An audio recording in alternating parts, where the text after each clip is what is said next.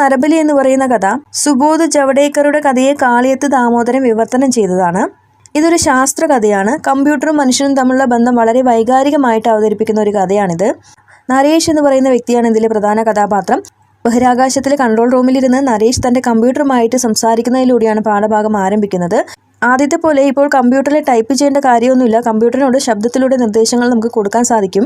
അതിനുള്ള മറുപടി ശബ്ദത്തിലൂടെ തന്നെ നമുക്ക് തിരിച്ചും ലഭിക്കുന്നുണ്ട്. ഇത്തരത്തിൽ കമ്പ്യൂട്ടറുമായിട്ട് ഇങ്ങനെ സംസാരിക്കുന്ന സമയത്ത് ഇതിലൂടെ സ്വന്തം സഹപ്രവർത്തകർ കൂടെയുണ്ടെന്നൊരു തോന്നലാണ് നരേഷിന് ഉണ്ടാവാറുള്ളത്. തൻ്റെ അടുത്ത യാത്രയുടെ വഴിയും മറ്റും നരേഷ് കമ്പ്യൂട്ടറിനോട് ആവശ്യപ്പെടുന്നുണ്ട്, അല്ലെങ്കിൽ ചോദിക്കുന്നുണ്ട്.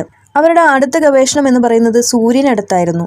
അത് മനസ്സിലാക്കിയ കമ്പ്യൂട്ടർ പറയുന്നുണ്ട്, വേണ്ട, നമുക്ക് അങ്ങോട്ടേക്ക് പോകണ്ട, നമ്മൾ അങ്ങോട്ട് പോയാൽ ചിലപ്പോൾ കത്തി ഭസ്മമായി പോവും എന്നൊക്കെയുള്ള മുന്നറിയിപ്പ് നൽകുന്നുണ്ട്.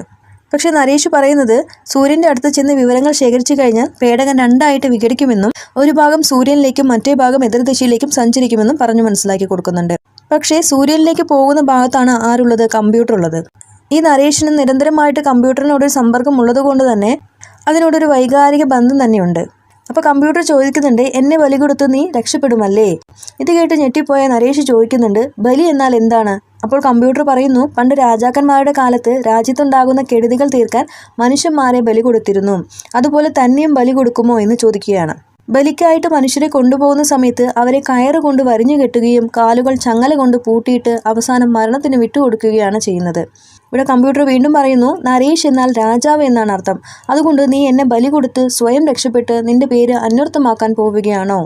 ഇത് കേട്ടപ്പോൾ നരേഷ് ആ മുറി വിട്ട് തിരിച്ചുപോയി. എന്നിട്ട് ചിന്തിക്കുന്നുണ്ട്, ഈ കമ്പ്യൂട്ടർ എന്ന് പറയുന്നത് വെറും ഉപകരണം മാത്രമാണ്. പക്ഷെ കമ്പ്യൂട്ടറിൻ്റെ ഇത്തരത്തിലുള്ള പെരുമാറ്റത്തിലൂടെ ഒരുപക്ഷെ അതിന് വൈകാരികമായിട്ട് ചിന്തിക്കാനുള്ള ഒരു ശേഷി കിട്ടിക്കാണുമോ? ചിലപ്പോൾ കമ്പ്യൂട്ടർ സ്വന്തം മരണത്തിൽ ഭയന്ന് സ്വയം രക്ഷിക്കാനായിട്ട് ശ്രമിക്കുമോ?